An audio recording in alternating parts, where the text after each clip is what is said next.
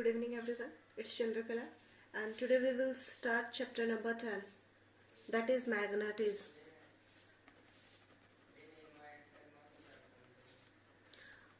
Okay, so obviously as the name indicates, in this chapter we are going to learn about magnet. Okay, before starting our actual topic we need to revise some concepts related with magnet. Actually, first of all, some history is given that is not useful for us. At least you can remember one thing, that is the word magnet has been derived from magnesia, since it has been discovered there. So after the name of the magnesia it has been named as magnet. Okay, now we will revise some things which we have already learnt in our lower classes. So first of all, we will see some properties of the magnet. We know that magnet is a material which attracts magnetic material towards it. Magnetic materials, and here magnetic materials means iron, cobalt, nickel, etc. So magnet attracts iron materials, or you can say magnetic materials, towards itself. We know that each magnet has two poles. One is North Pole and another one is South Pole. Now we know that same poles, that means it can be north-north, it can be south-south. Same poles always repel each other, that means repulsion between them, and opposite poles, north-south or south-north, that means opposite poles always attract each other. This we have learned in smaller classes, it's just one revision. Okay, now next thing is we have learned some difference between natural magnet and artificial magnet. That means already magnets are present in the nature in their natural form, but still we have to make artificial magnets due to some reasons that we have seen that natural magnet will have its natural shape. That means it can be of any shape, whereas artificial magnets can be made in desirable shapes. That means in whatever shape we want, in that particular shape we can make that particular magnet. That's why we need to make artificial magnet. Second thing, actually the first point is we need artificial magnets. Artificial magnets, because the first thing is you can design its shape and size according to your wish. Okay, next thing is you can change their polarity. Polarity means if in a natural magnet it will have one fixed north pole and the next one will be automatically then south pole, but artificial, in the case of artificial magnets, you can change their polarity. You can make north pole as south pole and south pole as north pole. And next thing, you can change its strength also, right? Strength means power. That means if a particular magnet, if it's the natural magnet, then it will have its natural strength. If its strength is 20 Tesla, then you cannot vary it. You cannot increase or decrease its strength. But in case of artificial magnets, you can change its strength. How? That we will see later. Okay, that means either by increasing the amount of current or decreasing the amount of current, you can change the strength of artificial magnets. So actually these are some benefits why we need to form artificial magnets, why we want to make artificial magnets even though we are having natural magnets in the nature. Okay, now we will start our chapter, and in our chapter our first topic is induced magnetism. Induced magnetism. As the name indicates, induced means produced. Due to something you can produce magnetism. Magnetism means magnetic properties. Okay, that means if we will place a magnetic material near a magnet, this is original magnet, this is a bar magnet, that means its shape is in the form of a rectangle. This is known as bar magnet. It will have two poles, because all the magnets have two poles, north pole and south pole. If we will put a magnetic material means generally we take soft iron bar. You can take steel also. If you will take steel, it will give you a longer magnetic effect. That means you can consider it as a permanent magnet. And if you will use soft iron, then it is having a very less retentivity. So as soon as you will remove the magnet from here, this bar will again become iron. So what here here we have taken one soft iron bar, that means a bar or a rod of magnetic material. If we will bring this rod near the magnet, then we will see that this iron rod will also start behaving as a magnet. First thing, that means one magnetism is induced in this iron bar due to this bar magnet. So this is known as induced magnetism, means produced magnetism. Magnetism has been produced in this iron bar due to the magnet. So it is known as induced magnetism. First thing. Second thing, if it will become a magnet after getting induction from here, in that condition it must also have two poles, because every magnet has two poles. That means this magnet, it's actually not magnet, this induced magnet will also have two poles, but the nearby pole of this bar magnet's pole will have opposite polarity. That means if this is south pole, it will be north pole, and then automatically it will be south pole. And if your this pole of bar magnet is north, then it will be south and it will be automatically north. That means it will induce an opposite polarity on the nearby end and same polarity on the further end. So that means from here we have learned two things. First thing, with the help of a magnet we can induce magnetism. We can induce magnetism. That means in another magnetic material we can produce, induce magnetism means we can produce magnetic property in that. Magnetic property. Second thing, the polarity of the induced magnetism will be such that the nearby pole will have opposite polarity, and the further end will then automatically it will have same polarity. Okay, that means now if you will bring any other iron rod near this iron rod, then this iron rod will attract that another iron rod. Why? Because now it is a magnet. Okay, this is known as induced magnetism, and this phenomena is known as induced magnetism. In definition, we can say that one temporary magnetism, we are saying here temporary because as soon as you will remove your original bar magnet, your this iron rod will again become iron rod only. That means it will lose its magnetism. So this is temporary magnetism acquired by magnetic material. That means all the materials will not get magnetized. It is the characteristic property of that material that how much magnetic permeability it has. Accordingly, it will behave. So it's applicable only for magnetic material. So that temporary magnetism acquired by the magnetic material when a magnet is brought near it, then it is known as induced magnetism. And then polarity we have already discussed. Now some application of this concept is given, that induction precedes attraction. That means our same what is this induced magnetism that give rise to attraction. That means the magnetic material are getting attracted towards the magnet due to induced magnetism. For example, suppose this is your magnetic material and it will get attracted. Suppose this is iron will get attracted towards the magnet because when it come near to the magnet, due to induced magnetism, an opposite polarity is produced on nearby end, and then there will be attraction between both these opposite poles. That's why this iron is getting attracted towards the magnet. That means the attraction of magnetic material towards the magnet is due to our induced magnetism. First thing. And the second thing is, this induction is actually temporary. Induction is temporary, that we have already seen.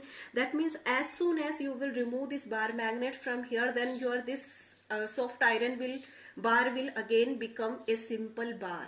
It will no longer be attracting any type of magnetic material or any type of magnet, because now it is a simple iron metal piece, and obviously iron does not attract anything. That means this induction or induced magnetism is just temporary. Until magnet is there will be magnetism. As soon as this original magnet will be removed, then it will lose its magnetism.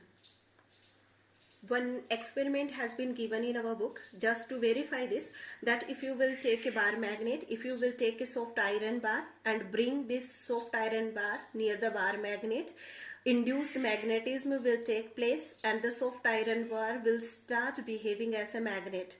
Now if you will bring some iron filings or iron pieces, small pieces, otherwise it cannot be able to hold them. So if you will bring small iron filings near it, then all the iron filings will start sticking to this. That means this is magnet, this is induced magnet, that means newly formed magnet. Now since this was the iron bar and on it opposite polarity has been produced, similarly if you will bring one more iron bar or rod here, then this iron bar will also get magnetized due to this magnet, and here it will be opposite polarity, north pole and south pole, then south pole and north pole will attract each other. Similarly if you will bring one more iron bar, then it will produce opposite polarity, that is north pole here and south pole here. Similarly you can attach any number of iron bars here. You can attach these iron bars in downward direction also. So until the strength of this magnet is able to handle the gravitational pull, it will continuously holding all these iron bars. But if you will hold this iron bar in your hand and if you will remove the original magnet from here, you will see that all these iron bars or filings has fallen down. Why? Because as soon as you have removed the original magnet, this soft iron bar has lost its magnetism, and now it is a simple iron piece, and you know that iron piece will not attract another iron piece. So magnetism will be loose and all the iron filings will fall down. This is just one experiment just to show that this is temporary. Until original magnet is there, it will get magnetized, and as soon as you will remove the original magnet, then it will get demagnetized. Okay, now we are going to start one very important concept, that is magnetic line of force, which is also known as line of magnetic field. Yes, before starting this chapter, we will see that in childhood we used to bring bar magnets. It can be, need not to be bar magnets, but we used to bring artificial magnets from a market just to play with them. At that time we have observed that if we have brought two magnets, suppose this is one piece of magnet and this is another piece of magnet, this will have north pole and this is suppose south pole, this is north pole, suppose this is south pole. This is one magnet. If you will bring another magnet near it, then before coming very near to this magnet or before touching this magnet, we start feeling one force. That force can be repulsive, that force can be attractive. If you are bringing same pole near the magnet, then there will be repulsion. That means you will feel a force on your fingers, on your hand, in the backward direction, because this north pole is repelling actually this north pole. And if you are bringing opposite pole near the north pole, then you will start feeling one attraction force between this and this. That means that attraction can also be felt from a small distance. No need of just bringing it just near to it. Even from some distance also we can feel that attraction and repulsion force. That means what? That means around this magnet some kind of space is there where you can feel the magnetic properties, and that space is known as magnetic field. That means the field or the space around a magnet where you can feel the magnetic properties. And magnetic properties means either it will be repulsion or it will be attraction. That particular space or area around the magnet is known as magnetic field. Or you can say that if you will place a magnetic compass nearby this magnet, then that magnetic compass will not show you north and south direction. Geographic north about I am talking. It will not show geographic north and south direction. It will show some other direction. Because the reason is geographic north-south direction is shown due to the magnetic field of Earth. And when you bring the compass near this magnet, in that condition, this magnet is having stronger effect than the magnetic field of Earth. That's why that compass will behave according to the effect of this magnet. and the effect of this magnet will not allow that compass to show you geographic north-south direction. That's why if you will place a compass, you know what is compass? Magnetic compass, which is used to detect the direction. So that compass, if you will put around this magnet, then you will not get geographic north-south, but you will get some other direction, and that will be the direction of magnetic field due to this magnet. So that area where the compass does not show geographic north-south direction, it can rest in any direction. That area is known as magnetic field, or in other words you can say that magnetic field is the area or space around the magnet where magnetic properties can be felt. That means the repulsion or attraction can be felt. That area is known as magnetic field. Now, since this magnetic field is an imaginary area, that means you cannot see this, you can just experience this. Okay, so this magnetic field, it is having some strength, because since we are studying it in physics now, that means we will deal with its measurement definitely, and that measurement is given by magnetic field lines, or you can say line of magnetic field. How much strength a magnet is having, how much strong magnetic field this magnet can produce, that will depend upon magnetic field lines or the line of magnetic field. That means magnetic field lines are some imaginary lines around the magnet. Imaginary means you cannot see them, but you can feel them, you can experience them. So these are imaginary curved lines around the magnet, which gives the strength of magnetic field. If your magnet will have more number of magnetic field lines, that means it will have more magnetic field, or you can say it will have a strong magnetic field, it will have more strength. Okay, and if the number of magnetic field lines are less, that means your magnet is a weak magnet, it is not having much magnetic strength, it is only a weak magnet. So that means we can say that the magnetic field lines are continuous curved lines which represent or which gives the strength of the magnetic field. Okay, whenever we deal with field, magnetic field or electric field, these fields are produced due to some kind of force. If there will be no force, you cannot produce any kind of field. So that means some kind of force is responsible, and obviously in basic properties we have learned that it attracts or repels. That means attraction and repulsion both are forces only. That means one force is there which is producing this magnetic field, and that force was discovered by Lorentz, so that is known as Lorentz force, and that same Lorentz force is responsible for this magnetic field. That means its numerical value is given by the measurement of the Lorentz force, but that is not our topic here. Our topic is magnetic field, that we have already seen. Magnetic field means you can say where the compass rests in any direction. This is your first definition which is given in your book, and second definition, the area or space where magnetic properties can be feel or felt, that is known as magnetic field, and its measurement is given by number of magnetic field. Strength or measurement is given by number of magnetic field lines. If number of magnetic field will be more, then the magnetic strength will be more, otherwise it will be less.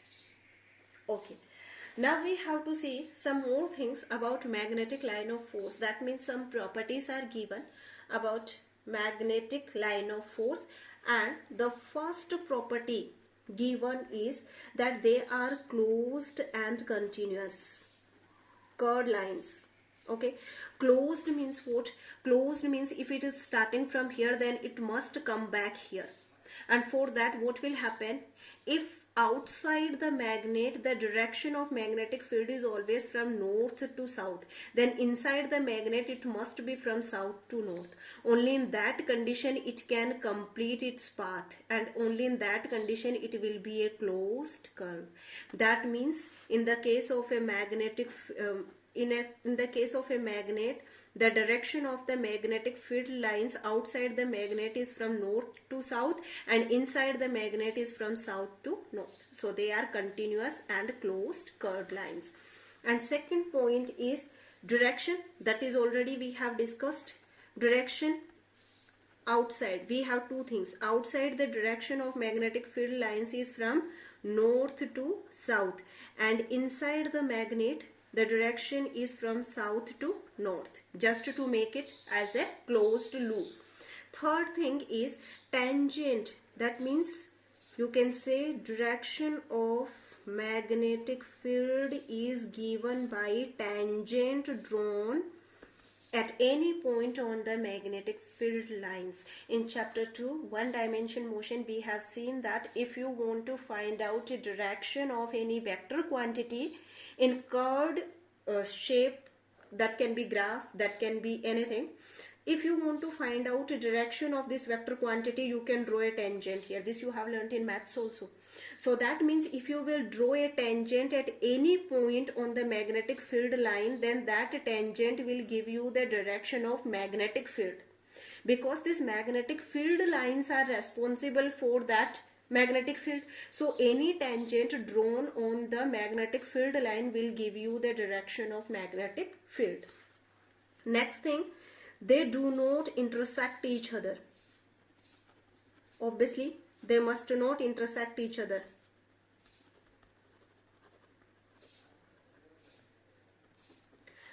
We have already seen in mathematics also, you have learnt about unique solution, right? Infinitely many solution. There you have learnt the same concept.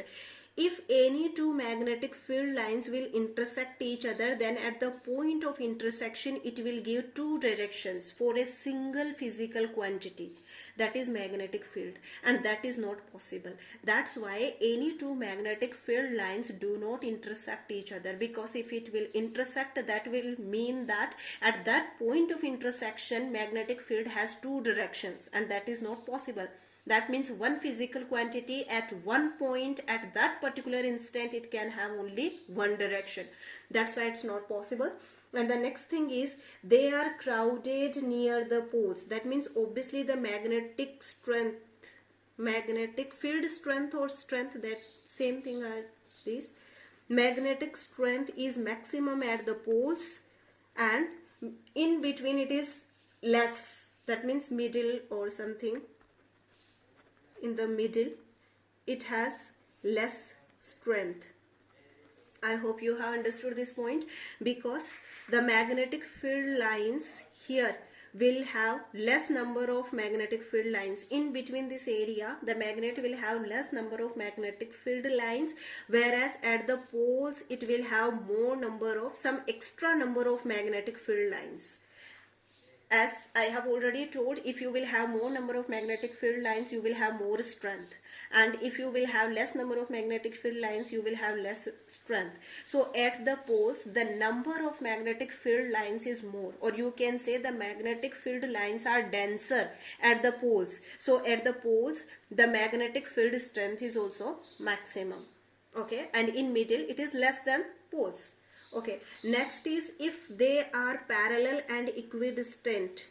Parallel and equidistant, they will represent